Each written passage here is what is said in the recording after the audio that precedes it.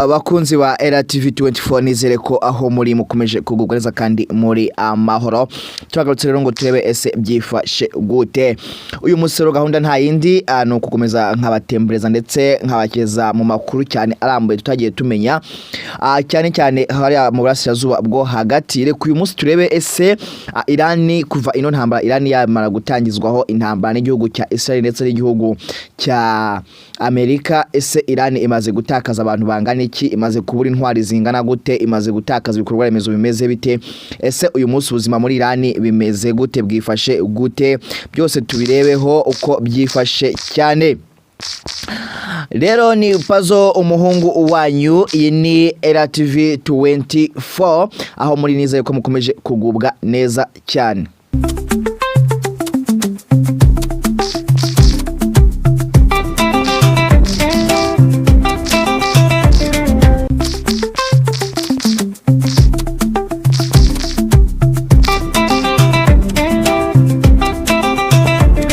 Yes, nizere ko rero bameje kugugeza kandi muri amahoro.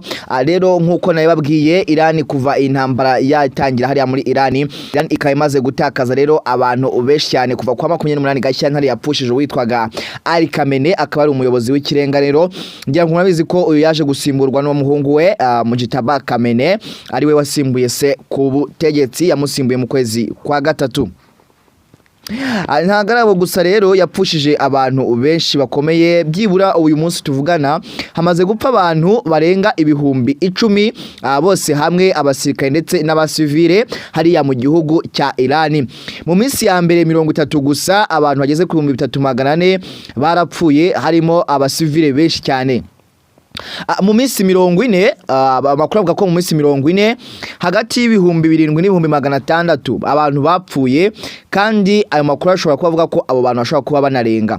Irani rero ikaba yapfushije abasirikare n'abayobozi hari bari hagati y'ibihumbi 4 n'ibihumbi 3600, ndetse bashobora no kuba banarenga bapfuye muri iyo minsi gusa kugeza uyu munsi. Ngo kandi abasivile nibura 1700 barenga ngo nabo bashobora kuba baritabye Imana muri iyi misi y'imirwano hagati ya leta ya Irani ndetse na leta ya Amerika. Ubutegetsi bwa Amerika bwo rero butangaza ko butigeze bugira igihombo gikomeye cyane, ngo kuko hapfuye byibura abantu 13 kandi nabo ngo n'abasirikare gusa, nta wundi muntu waba warapfuye. Mu bayobozi rero bakomeye bapfuye hariya muri Irani, uwo twavugamo cyambe ni umuyobozi w'ikirenga Ali Khamenei, akaba rero yarabaye umuyobozi w'igihugu w'ikirenga w'igihugu cya Irani kuva mu mwaka w'1989 kugeza ejo bundi ubwo yicwaga n'igitero cyari cyaturutse muri leta ya Amerika. Ali Khamenei rero akariwe muyobozi wari w'ikirenga wayoboraga hariya muri Irani, akariwe wabaga ufite ijambo rya nyuma kuri buri gikorwa cyose, kuri buri kintu cyose kigomba kubera hariya muri Irani. Aziz Nasirezad rero murabizi ko yariwe minisitiri w'ingabo, ariwe wasimbuwe na Agachi. Bikaba bivuga ko rero nawe yaje kuba yakicwa muri ya misi, murabizi ko nawe yishwe mu bitero byagabwaga hariya i Tehran. Mohamed Pakupu akaba rero yari umuyobozi mukuru w'ingabo za IRGS cyangwa se zirangabo mpindura amatwara za Islam za Irani, Islamic Revolutionary Army Agency. Akaba rero ari uzo yarayoboye, kandi bikaba byarangiye n'ubundi nawe yishwe, aza gusimurwa n'undi muyobozi turi buze kubabwira imbere. Undi wapfuye n'uwitwaga Ali Shamukani. Ali Shamukani rero yari umuyobozi w'inama ishinzwe amategeko cyangwa se umuyobozi w'inama ishinzwe umutekano hariya mu gihugu cya Irani, nawe akaba rero yaraje kwicwa n'ingabo za Amerika ndetse n'ingabo za Israel.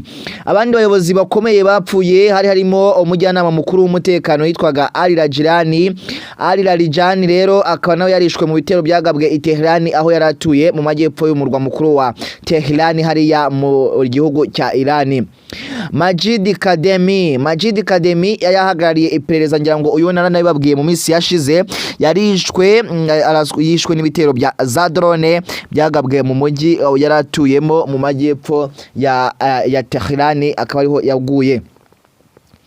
Asabo gusa Iran yatakaje abayobozi b'ikomerezwa benshi hapfuye witwaga Salah Assadi yari umuyobozi ushinzwe ubutasi cyangwa se Interpol akaba rero yari bwari ubutasi bubera ariko hanze y'igihugu akaba yaraje kwicwa rero nawe arashwe n'indege arimo agenda mu modoka bivuga ko rero nawe ari umwe mu bayobozi bakomeye cyane igihugu cyatakaje cya Iran.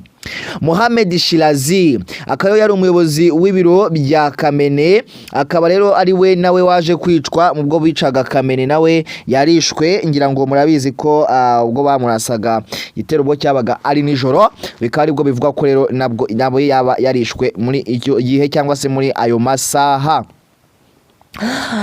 Yes, Hossein Jabalani Ameriani yari umuyobozi wa gahunda za gisirikare zibanga cyangwa se bikwaga nka Secret Program Agency akaba rero ngo yaraje nawe kwicwa n'igitero cya za drone cyagabwe hariya mu gihugu cya Irani birangira nawe yitabye Imana.